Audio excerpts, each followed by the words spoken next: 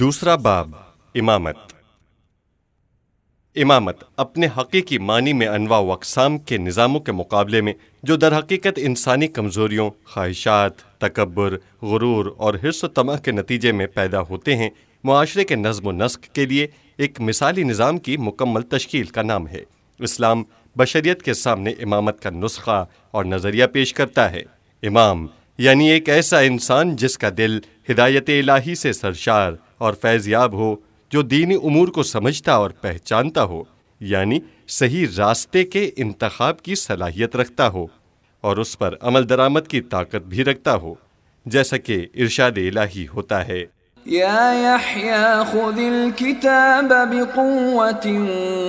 اے یحییٰ کتاب کو مضبوطی سے پکڑ لو۔ سورہ مریم آیت 12۔ اس کے ساتھ ہی اس کی نظر میں اپنی ذاتی زندگی اور خواہشات کوئی معنی نہ رکھتے ہوں، بلکہ دوسروں کی خواہشات، زندگی اور سعادت و کامرانی اس کے لیے سب کچھ ہو، جیسا کہ امیر المومنین حضرت علی علیہ السلام نے 5 سال سے بھی کم مدت حکومت کے دوران اس کی عملی تصویر پیش کی۔ ذرا غور کیجئے کہ امیر المومنین علیہ السلام کی 5 برس سے بھی کم مدت کی حکومت ایک مثالی اور بشریت کے لیے ناقابل فراموش نمونے کی شکل میں صدیوں سے تاریخ کے صفحات پر دمک رہی ہے۔ یہ غدیر کے واقعے کی حقیقی تفسیر اور اس کا اصلی درس ہے۔ اسلامی تعلیمات میں اکثر موارد میں لفظ امامت، جس کے معنی مطلق رہنمائی کے ہیں، کا اطلاق ایک خاص مصداق پر ہوتا ہے، اور وہ اجتماعی میدان میں فکری اور سیاسی رہبری اور رہنمائی کے ہیں۔ قرآن مجید میں جہاں کہیں بھی یہ لفظ اپنے دیگر مشتقات کے ساتھ استعمال ہوا ہے، جیسے امام اور آئمہ وغیرہ، تو ان تمام موارد میں اسی مخصوص معنی یعنی امت کی رہبری اور رہنمائی کو مد نظر رکھا گیا ہے، یعنی سیاسی رہبری یا دینی اور فکری پیشوائی یا دونوں طرح کی رہنمائی۔ حضور اکرم صلی اللہ علیہ وآلہ وسلم کی رحلت کے بعد لوگوں کے درمیان فکری اور سیاسی لحاظ سے اختلاف رائے کہ جس کے نتیجے میں اسلام کے پیروکاروں میں گروہ بندی اور فرقہ پرستی نے جنم لیا، اس کا اصل نقطہ اختلاف بھی امت کی سیاسی رہبری اور قیادت کا مسئلہ ہی تھا، اور لفظ امامت اور امام کو ایک خاص اہمیت حاصل ہوئی، اور یہ لفظ اپنے دیگر تمام معانی سے زیادہ سیاسی رہبری اور قیادت کے معنی میں استعمال ہونے لگا۔ آہستہ آہستہ یہ معنی دوسرے تمام تر معانی پر چھا گیا، یہاں تک کہ جب دوسری صدی ہجری میں کلامی مباحث کا دائرہ وسیع ہوا اور مختلف اسلامی افکار و نظریات کے درمیان حد بندیاں ہونے لگیں، تو ان تمام کلامی مکاتب فکر کے اہم مسائل میں سے ایک مسئلہ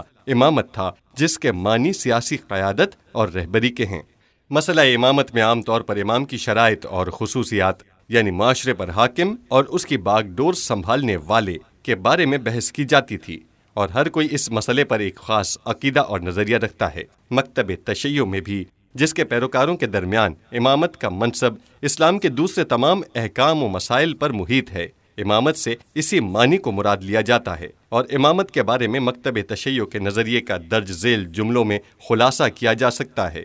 امام اور اسلامی معاشرے کے حاکم کا انتخاب اور تعین خدا کی طرف سے ہو، اور پیغمبر اکرم صلی اللہ علیہ وآلہ وسلم کی طرف سے اس کا تعارف کرایا گیا ہو۔ رہبر اور پیشوا کے لیے یہ بھی ضروری ہے کہ وہ دین کے تمام رموز سے آگاہ ہونے کے علاوہ مفسر قرآن بھی ہو، اور وہ ہر قسم کے خلقی، خلقی اور سیبری عیوب اور نقائص سے پاک اور معصوم ہو، اس نے پاک و پاکیزہ خاندان میں جنم لیا ہو، وغیرہ۔ یوں پہلی اور دوسری صدی کے مسلمانوں کی نظر میں جہاں لفظ امامت صرف سیاسی رہبری اور قیادت کے معنی میں استعمال ہوتا تھا، وہاں شیعوں کے مخصوص نظریے کے مطابق سیاسی رہبری کے علاوہ فکری اور اخلاقی رہبری کے مفہوم کو اپنے اندر سموئے ہوئے تھا۔ جب شیعہ کسی کو اپنا امام تسلیم کرتے تھے تو وہ اس سے صرف سیاسی اور اجتماعی مسائل کی دیکھ بھال کی توقع نہیں کرتے تھے، بلکہ وہ فکری تربیت، دینی تعلیم اور تزکیہ نفس کی توقع بھی رکھتے تھے، اور اگر کوئی امامت کا دعوے دار ان ذمہ داریوں سے عہدہ برآ ہونے کی صلاحیت نہیں رکھتا تو وہ ایسے شخص کو امام برحق نہیں مانتے تھے۔ مکتب تشیع میں صرف سیاسی بصیرت، جنگی قدرت و طاقت اور کشور کشائی جیسی صفات، جنہیں دیگر مکاتب فکر میں قیادت کی صلاحیت کے لیے کافی سمجھی جاتی ہیں، کو کافی نہیں سمجھا جاتا ہے۔ مکتب تشیع میں رائج امامت کے مفہوم کے مطابق کسی معاشرے میں بسنے والے تمام لوگوں کی انفرادی اور اجتماعی زندگی کے امور کی بہترین انداز میں دیکھ بھال کی قدرت فائقہ کا حامل انسان ہی امام وقت کہلانے کا اہل ہو سکتا ہے، جو ایک ہی وقت میں لوگوں کے دینی معاملات بھی سدھارتا ہو اور ان کی اخلاقی تعلیم و تربیت اور سیاسی امور کی دیکھ بھال بھی کرتا ہو۔ پس اس گفتگو کی روشنی میں حضرت پیغمبر اکرم صلی اللہ علیہ وآلہ وسلم بھی امام ہیں، کیونکہ جس معاشرے اور تہذیب کی بنیاد آپ نے اپنے بابرکت ہاتھوں سے رکھی تھی، اس کا فکری اور سیاسی انتظام اور رہبریت بھی آپ ہی کے ہاتھ میں تھی، اور آپ کی رحلت کے بعد بھی امت کو ایک امام کی ضرورت تھی تاکہ وہ حضور اکرم کے جانشین خلیفہ کی حیثیت سے امامت کی ان بھاری ذمہ داریوں من جملہ فکری اور سیاسی رہبریت کو اپنے کاندھوں پر اٹھا سکے۔ لہٰذا شیعوں کا یہ عقیدہ ہے کہ خود حضور اکرم کے فرمان کے مطابق آپ کے بعد آپ کے جانشین اور خلیفہ بلا فصل امیر المومنین علی ابن ابی طالب علیہ السلام ہیں، اور ان کے بعد یہ عہدہ آپ کے خاندان سے وابستہ دیگر ائمہ معصومین علیہم السلام کو یکے بعد دیگرے منتقل ہوتا رہا۔ اس سلسلے میں مزید تفصیلات کے لیے اس موضوع کی کتابوں کی طرف رجوع کیا جائے۔ یہ نقطہ قابل توجہ ہے کہ خلافت اور اسلام کی حکومت میں ان تینوں مفاہیم یعنی سیاسی قیادت، دینی تعلیم و تربیت اور تہذیب نفس کے باہمی امتزاج سے امامت اور حکومت اسلامی کو تین پہلو اور تین ابعاد پر مشتمل قرار دیا گیا ہے، کہ جس کی طرف موجودہ دور کے بعض مفکرین نے بھی اشارہ کیا ہے۔ یہ ثابت ہوتا ہے کہ اسلام نے ان تین پہلوؤں کے درمیان جدائی کی نفی کرتے ہوئے انسانیت کے سامنے ان تین پہلوؤں پر مشتمل ایک جامع پروگرام پیش کیا ہے۔ لہٰذا امت کی قیادت اور رہبری سے مراد ان تینوں میدانوں میں قیادت اور رہبری ہے۔ بنابراین امامت کے اس وسیع معنی و مفہوم کے پیش نظر شیعوں کا یہ عقیدہ ہے کہ امام کا انتخاب اور تعین اللہ تعالیٰ کی طرف سے ہونا چاہیے۔ پس ایسے سطحی نظریات اور عقائد کے برخلاف جنہوں نے امامت کو خلافت اور حکومت کے مقابلے میں لا کھڑا کیا ہے اور اس کو صرف ایک معنوی منصب اور روحانی اور فکری عہدے تک محدود کر دیا ہے، مکتب تشیع میں امام پوری امت کا رہبر ہوتا ہے، یعنی دنیوی امور اور لوگوں کی انفرادی زندگی کے نظم و نسق اور اجتماعی امور سے مربوط تمام مسائل، اور اسی طرح لوگوں کے روحانی اور معنوی مسائل کا حل اور فکری مشکلات اور عقائد اسلامی کی تفسیر و تشریح کی ذمہ داری بھی امام پر عائد ہوتی ہے۔ یہ واضح مطلب بھی امامت کے عقیدے سے وابستہ اکثر لوگوں کے لیے ایسا اجنبی بن چکا ہے کہ اس کے متعلق موجودہ سینکڑوں قرآنی آیات اور احادیث کے منابع سے چند ایک مثالوں کا تذکرہ فائدے سے خالی نہیں ہوگا۔ اصول کافی کی کتاب الحجہ میں حضرت امام علی رضا علیہ السلام سے ایک طویل روایت نقل کی گئی ہے، جس میں امامت کی شناخت، اس کے اوصاف اور خصوصیات بیان کی گئی ہیں جو انتہائی اہم اور دلچسپ ہیں۔ ان میں سے بعض درج ذیل ہیں: امام دین کا ضامن، نظام مسلمین کی درستی، دنیا کی آبادی کا ضامن، مومنین کی عزت و سربلندی، پیغمبروں کا مقام و مرتبہ، جانشینوں کی میراث، خدا اور رسول کا خلیفہ ہوتا ہے۔ نیز امام دولت و ثروت میں اضافہ کرنے والا، حدود اور احکام الہی کا جاری کرنے والا، اسلام کی سرحدوں کی حفاظت کرنے والا، تمام مخلوقات کے درمیان اللہ کا امین، بلند مقام پر چمکتا ہوا چراغ، حریم الہی کا محافظ، منافقین سے بیزار، کفر کی بنیاد کو ویران کرنے والا، مومنین کی عزت، قیادت کا لائق، سیاسی امور کا ماہر، حکم الہی کے اجراء کے لیے کمر بستہ ہو، اللہ کے بندوں کا خیر خواہ، دین کا محافظ ہوتا ہے۔ امامت دین کی مہار ہے اور نظام مسلمین ہے، اور اس سے امور دنیا کی درستی ہے اور مومنین کی عزت ہے۔ امامت ترقی کرنے والے اسلام کی بنیاد ہے اور اس کی بلند شاخ ہے۔ امام ہی سے نماز، وہی مال غنیمت کا مالک ہے، وہی صدقات کا وارث ہے، وہی حدود و احکام کا جاری کرنے والا ہے، وہی حدود اور اسلام کی سرحدوں کی حفاظت کرنے والا ہے۔ امام حلال کو حلال اور حرام الہی کو حرام کرتا ہے اور حدود الہی کو قائم کرتا ہے اور دشمنوں کو دین خدا سے دور کرتا ہے، لوگوں کو دین خدا کی طرف بلاتا ہے حکمت اور عمدہ نصیحت کے ساتھ، اور وہ خدا کی مکمل حجت ہوتا ہے۔ امام چڑھتا سورج ہے جو اپنی روشنی سے عالم کو جگمگا دیتا ہے، وہ ایسے مقام پر ہے کہ لوگوں کے ہاتھ اور نگاہیں وہاں تک نہیں پہنچ سکتیں۔ امام روشن چاند ہے، اور ضیاء بار چراغ ہے اور چمکتا چراغ ہے اور جگمگاتا نور ہے، ہدایت کرنے والا ستارہ ہے، دلالت کی تاریکیوں میں، شہروں کے درمیان، جنگلوں اور سمندروں کی گہرائیوں میں راہ بتانے والا ہے، امام پیاسے کے لیے چشمہ آب شیریں ہے اور بھٹکے ہوئے لوگوں کی رہنمائی کرنے والا ہے۔ الکافی جلد 1 صفحہ 200۔ حضرت امام جعفر صادق علیہ السلام سے منقول ایک اور روایت میں واضح طور پر کہا گیا ہے کہ وہ تمام امتیازات اور عہد و پیمان جو پیغمبر اسلام کو حاصل ہیں، حضرت علی علیہ السلام اور دیگر ائمہ طاہرین بھی ان خصوصیات کے حامل تھے۔ الکافی جلد 1 صفحہ 196۔ حضرت امام جعفر صادق علیہ السلام ہی سے منقول ایک روایت میں اوصیاء کی اطاعت اور فرمانبرداری کے واجب ہونے کا ذکر کرتے ہوئے وضاحت کی گئی ہے کہ اوصیاء وہی ہیں جنہیں قرآن کریم نے اولو الامر کے والو اللہ کی اطاعت کرو، رسول اور صاحبان امر کی اطاعت کرو، سورہ نساء آیت 59۔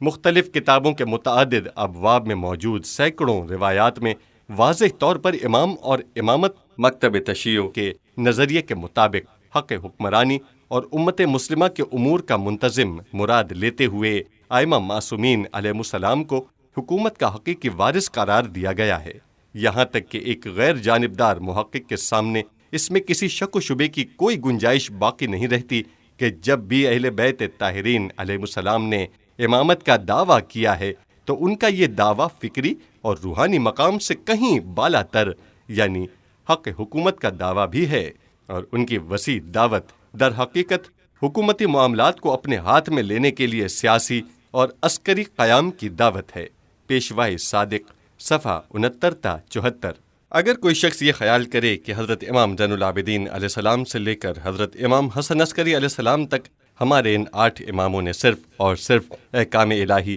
اور دینی معارف کی تبلیغ پر توجہ دی ہے اور اپنے زمانے کے سیاسی حالات سے لا تعلق رہے ہیں، تو یقیناً اس شخص نے ان اماموں کی زندگیوں کا گہرا مطالعہ نہیں کیا ہے۔ ان ہستیوں کی حیات مبارکہ سے جو بات واضح ہو جاتی ہے اور وہ اسلام میں امامت کے معنی اور مکتب تشیع جس فلسفہ امامت کا قائل ہے اس کے مطابق اس راستے سے ہٹ کر کسی صورت ان الفاظ کا اطلاق قابل قبول نہیں ہو سکتا۔ اگر ائمہ معصومین علیہ السلام کی طرف سے مبارزہ اور چیلنج کے حوالے سے کوئی ایک جملہ نہ بھی ہوتا تب بھی ہم یقین سے یہ کہہ سکتے تھے کہ ان بزرگوں نے ضرور مبارزہ کیا ہے، مگر ان کے مبارزات اور جد و جہد سے متعلق خبریں ہم تک نہیں پہنچی ہیں اور ہم ان سے بے خبر ہیں، کیونکہ یہ ہو ہی نہیں سکتا کہ ہم اسلام میں نہ صرف شیعہ مکتب میں امامت کے معنی کو سمجھیں، اس پر ایمان رکھیں اور اس کے ساتھ ہی ساتھ یہ بھی قبول کریں کہ مثلا 150 سال یا اس سے زیادہ عرصے تک ہمارے ائمہ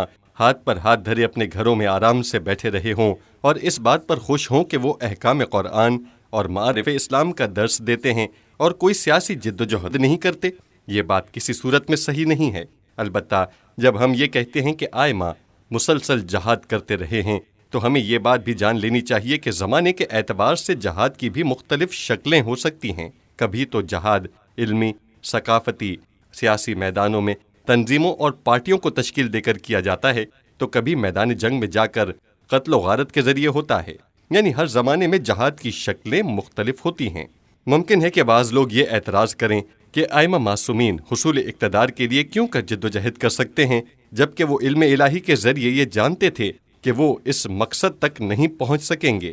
جی ہاں، تاریخ نے یہ بھی ثابت کر دیا کہ ائمہ معصومین کی طرف سے اقتدار حاصل کرنے نیز معاشرے اور نظام کو اپنی خواہش اور ذمہ داری کے مطابق چلانے کی کوششیں بار آور نہیں ہوئیں، لیکن اس کے باوجود ائمہ معصومین نے علم غیب کے ذریعے یہ جانتے ہوئے بھی اس کام میں کیوں کر ہاتھ ڈالا؟ تو اس سوچ اور فکر کے جواب میں ہم کہیں گے کہ یہ جاننا کہ وہ اپنے مقصد تک پہنچ نہیں سکیں گے اپنی ذمہ داری کو انجام دینے سے رکاوٹ نہیں بنتا ہے۔ پیغمبر اسلام صلی اللہ علیہ وآلہ وسلم کی سیرت کا مطالعہ کیجئے کہ آپ یہ جانتے تھے کہ جنگ احد میں شکست کھانے والے ہیں۔ آپ جانتے تھے کہ جن لوگوں کو آپ نے پہاڑی کی چوٹی پر بھیجا تھا وہ وہاں نہیں رکیں گے بلکہ مال غنیمت کے لالچ میں نیچے اتر آئیں گے۔ اسی طرح جب حضرت رسول خدا قبیلہ بنی ثقیف کی ہدایت اور اہل مکہ کی شرارت آمیز حرکتوں سے نجات کی غرض سے طائف تشریف لے جا رہے تھے تو آپ کو بخوبی معلوم تھا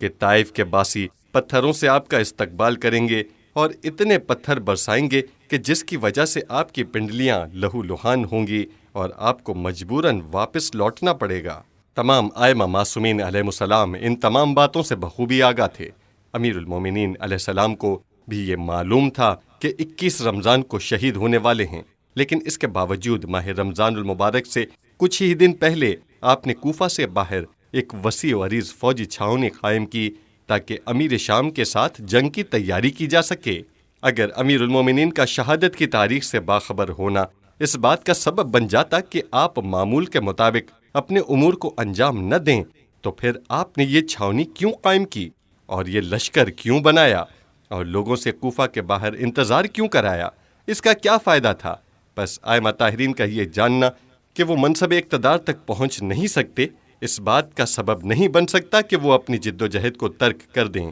بلکہ ائمہ معصومین علیہ السلام ایک ایسے آدمی کی طرح جو آئندہ کے حالات سے مکمل طور پر لا علم ہے اور اپنے مقصد اور ہدف تک پہنچنے کے لیے بڑھ چڑھ کر کوششیں کرتا ہے، اپنی کوششیں جاری رکھتے ہیں۔ تاریخ امامت کے 4 ادوار۔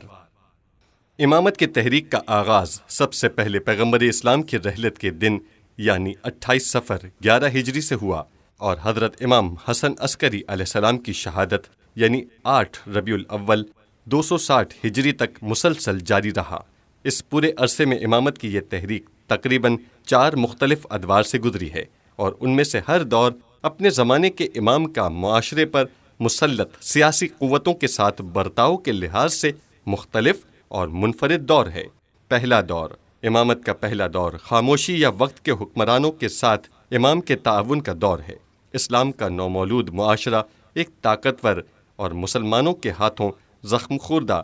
بیرونی دشمنوں کی موجودگی اور داخلی طور پر ایسے تازہ مسلمانوں کی موجودگی میں کہ جن کے دلوں میں اسلامی احکام اور معارف صحیح طریقے سے سموئے بھی نہ تھے، کسی بھی صورت میں باہمی اختلافات اور محاذ آرائی کا متحمل نہیں ہو سکتا تھا۔ ایسے میں ایک معمولی سا رخنہ بھی اسلامی معاشرے کے اس نومولود وجود کی بنیادوں کو ہلا کر اسے تباہی کے دہانے پر پہنچا سکتا تھا۔ دوسری طرف حق و حقیقت سے انحراف کا پہلو بھی اس قدر نمایاں نہ تھا کہ امیر المومنین حضرت علی علیہ السلام جیسی شخصیت کے لیے ناقابل تحمل ہو، جو مکتب اسلام اور اسلامی معاشرے کے لیے سب سے زیادہ درد مند اور عظیم انسان تھے۔ چونکہ ان وجوہات سے حضور اکرم صلی اللہ علیہ وآلہ وسلم پہلے ہی سے باخبر تھے، اس لیے آپ نے اپنے اس ممتاز اور برگزیدہ شاگرد کو نصیحت کی تھی کہ وہ ایسے حالات میں صبر و تحمل کا دامن تھامے رکھیں۔ امامت کا یہ دور حضرت رسول اکرم صلی اللہ علیہ وآلہ وسلم کی رحلت یعنی 11 ہجری سے لے کر امیر المومنین حضرت علی علیہ السلام کے ظاہری خلافت پر فائز ہونے تک یعنی 35 ہجری کے 25 سالوں پر محیط ہے۔ امیر المومنین حضرت علی علیہ السلام نے اہل مصر کے نام اپنے ایک خط میں اس درمیانی وقفے فترت میں اپنی حالت کو ان الفاظ میں بیان فرمایا ہے: جب مجھ سے خلافت چھین لی گئی تو پھر میں ہاتھ پر ہاتھ دھرے بیٹھ گیا، یہاں تک کہ میں نے دیکھا کہ لوگوں کا ایک گروہ اسلام سے خارج ہو چکا ہے اور وہ لوگوں کو اسلام محمدی صلی اللہ علیہ وآلہ وسلم کی نابودی کی دعوت دے رہا ہے۔ ایسے میں مجھے یہ خوف محسوس ہوا کہ اگر میں اسلام اور مسلمانوں کی مدد نہ کروں تو اسلام ٹوٹ پھوٹ کا شکار ہو جائے گا اور میرے لیے یہ مصیبت حکومت و خلافت کو خیر بات کہنے سے بھی زیادہ سخت تھی۔ پس میں ان بحرانوں کا خاتمہ کرنے کے لیے ان حالات میں اٹھ کھڑا ہوا۔ نہج البلاغہ خطبہ نمبر 62۔ حضرت علی علیہ السلام کی زندگی کے یہ 25 سال اسلام اور مسلمانوں کے ساتھ محبت اور ان کے لیے دلسوزی کی وجہ سے حکومتی معاملات میں کسی نہ کسی طرح شراکت اور وقت کے خلفاء کی مدد اور ان کی حمایت میں گزرے۔ آپ کی طرف سے مملکت کے سیاسی، دفاعی اور دیگر سماجی معاملات کے حوالے سے وقت کے حکمرانوں کے سوالات کے جوابات اور دیگر امور میں ان کی رہنمائی کے جو تذکرے نہج البلاغہ اور حدیث و تاریخ کی دوسری کتابوں میں نقل کیے گئے ہیں، وہ امام کی زندگی کے اس پہلو کے ناقابل تردید ثبوت ہیں۔ دوسرا دور، یہ دور امام کے اقتدار کا دور ہے۔ امامت کا یہ دور امیر المومنین حضرت علی علیہ السلام کی 4 سال 9 مہینے اور حضرت امام حسن مجتبیٰ علیہ السلام کے دور خلافت کے چند مہینوں پر مشتمل ہے۔ جو تمام تر کوتاہیوں، افسردگیوں اور بے شمار مشکلات کے باوجود، جن سے کوئی بھی انقلابی حکومت بچ نہیں سکتی ہے، اسلامی حکومت کے ایک درخشندہ ترین باب کی حیثیت سے نمایاں ہے۔ تاریخ بشریت میں سب سے زیادہ اسی دور میں انسان کے فطری رویوں، عدالت اجتماعی اور اسلامی تعلیمات کے گوناگوں پہلوؤں پر انتہائی قاطعیت، جرأت مندی اور صراحت کے ساتھ عمل کیا گیا۔ ائمہ معصومین علیہ السلام کی زندگی کا یہ دورانیہ اسلامی طرز حکومت اور عدالت اجتماعی کے قیام کا ایک یادگار اور بہترین نمونہ ہے، جس کی جانب ائمہ اطہار علیہ السلام پوری 2 صدیوں تک لوگوں کو دعوت دیتے ہوئے ایسی ہی حکومت کے قیام کی جد و جہد کرتے رہے۔ چنانچہ شیعیان امیر المومنین علیہ السلام اس دور کو بڑی عظمت کے ساتھ یاد کرتے ہیں اور اسے کھو دینے پر افسوس کا اظہار کرتے ہوئے بعد کی حکومتوں کا اس کے ساتھ موازنہ کر کے ان سے اپنی نفرت کا اظہار کرتے رہے ہیں۔ امامت کا یہ دور غیر تربیت یافتہ اور انحراف و گمراہی کے شکار لوگوں کے درمیان ایک مثالی اسلامی اور انقلابی حکومت کے قیام کے لیے ایک بہترین درس اور تجربہ تھا۔ اسی دن سے بعد میں آنے والے ائمہ معصومین علیہ السلام نے طویل المدت پالیسیوں کو اپناتے ہوئے لوگوں کی تعلیم و تربیت اور انہیں اپنی تحریک سے وابستہ کرنے کے لیے ضروری اور سخت قسم کے دشوار کاموں کے آغاز کو اپنے لیے ضروری قرار دیا۔ تیسرا دور، تاریخ امامت کا یہ 20 سالہ دور امام حسن علیہ السلام کی معاویہ کے ساتھ صلح 41 ہجری سے لے کر واقعہ کربلا یعنی 61 ہجری تک محیط ہے۔ امام حسن علیہ السلام کی معاویہ کے ساتھ صلح کے ساتھ ہی شیعیوں کے نیم مخفی کارروائیوں کا آغاز ہو چکا تھا، جس کا بنیادی مقصد بھی کسی مناسب وقت میں حکومت اسلامی کو خاندان نبوت کی طرف لوٹا دینا تھا، اور بظاہر یہ موقع بہت زیادہ دور بھی نہ تھا، بلکہ امیر شام کی زندگی کے خاتمے پر اس بات کی صاف امید دکھائی دے رہی تھی۔ لہٰذا تاریخ امامت کے اس تیسرے دور کو اسلامی حکومت کی تشکیل کے لیے مختصر مدت کی جدوجہد کا دور کہا جا سکتا ہے۔ اس موضوع پر میں نے اپنی متعدد تقاریر میں حوالوں کے ساتھ مفصل گفتگو کی ہے۔ مؤلف، چوتھا اور آخری دور، یہ دور سابقہ راہ و روش کو طویل مدت کے لیے جاری رکھنے سے عبارت ہے، جو تقریباً 200 سال تک کئی دفعہ کامیابی کے دہانے پہنچتے پہنچتے پھر ناکامیوں سے ہمکنار ہوتا رہا، گویا کامیابیوں اور شکست پر مشتمل کئی مراحل سے گزرتا رہا۔ یہ نظریاتی میدان میں یقینی کامیابیوں کے ساتھ ساتھ زمانے کے بدلتے ہوئے حالات کے مطابق سینکڑوں تدابیر، اخلاص و فداکاریوں کے ہزاروں جلووں سے مزین اسلامی تعلیمات کی عظمتوں کے جوہر دکھانے سے عبارت ہے۔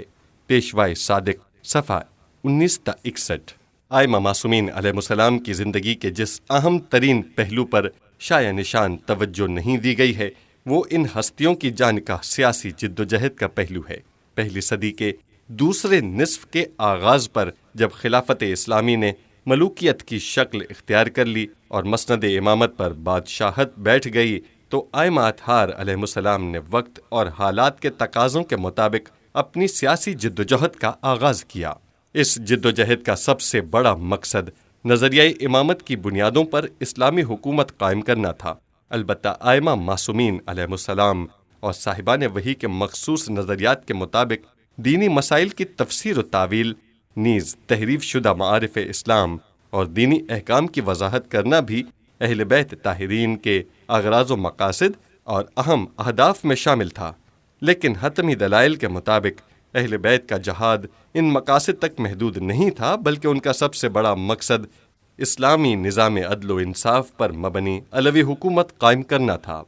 جتنی بڑی تکلیفیں، سخت سے سخت مصیبتیں ائمہ اطہار علیہ السلام اور ان کے طرفداروں نے اپنے رنج و غم اور ایثار و قربانی سے بھرپور زندگیوں میں برداشت کیں، وہ صرف اسی اہم مقصد کے حصول کے لیے تھیں، اور اسی انقلابی نصب العین اور اہم مقصد کو حاصل کرنے کے لیے ائمہ اطہار نے کربلا کے ہولناک اور جانگوداز واقعے کے بعد امام زین العابدین علیہ السلام کے دور حیات سے ہی اس طویل المدت نصب العین پر عمل شروع کر دیا تھا۔ یہی وجہ ہے کہ کربلا کے ہولناک حادثے اور امام علی رضا علیہ السلام کی جانشینی کے درمیان 140 سالہ دور میں ائمہ اہل بیت علیہ السلام کی انقلابی تحریک سے وابستہ لوگوں یعنی شیعوں کو خلفاء اور ان کے حکومتی کارندے ہمیشہ اپنے سب سے بڑے اور خطرناک دشمنوں میں شمار کرتے تھے۔ اس دوران کئی مرتبہ مناسب مواقع پیدا ہوئے اور ایسا لگتا تھا کہ شیعوں کی جدوجہد، جس کو علوی تحریک کا نام دیا جا سکتا ہے، بڑی بڑی فتوحات سے ہمکنار ہو جائے گی، لیکن ہر بار آخری اور فیصلہ کن فتح اور کامیابی کی راہ میں دشواریاں پیش آتی رہیں، اور شاید سب سے بڑا اور کاری زخم اس وقت لگتا تھا جب اس تحریک کے اصلی بانی اور مرکزی محور یعنی اس دور کے امام کو قید خانے میں ڈال دیا جاتا یا ان کو شہید کر دیا جاتا تھا، اور جب ان کے بعد دوسرے امام کی باری آتی تھی تو اس وقت اس قدر سخت گیری اور بحران کا عالم ہوتا تھا کہ حالات کو دوبارہ معمول پر لانے میں کافی وقت درکار ہوتا تھا۔ آئمہ اطہار ان سخت اور کٹھن طوفانی حالات میں بھی اس عقل مندانہ اور شجاعانہ تحریک کے باریک لیکن گہرے اور پائیدار دھارے کے دشوار اور خطرناک راہوں سے گزرتے رہے، اور نہ صرف یہ کہ بنو امیہ اور بنو عباس کے خلفاء اماموں کو شہید کر کے بھی کسی زمانے میں امامت کی تحریک کو ختم نہ کر سکے، بلکہ یہ تیز خنجر ہمیشہ اہل خلافت کے سینوں میں چبھتا ہوا محسوس ہوتا رہا، اور کبھی نہ ختم ہونے والے خوف کی صورت میں ان لوگوں کا سکون قلب چھینتا رہا۔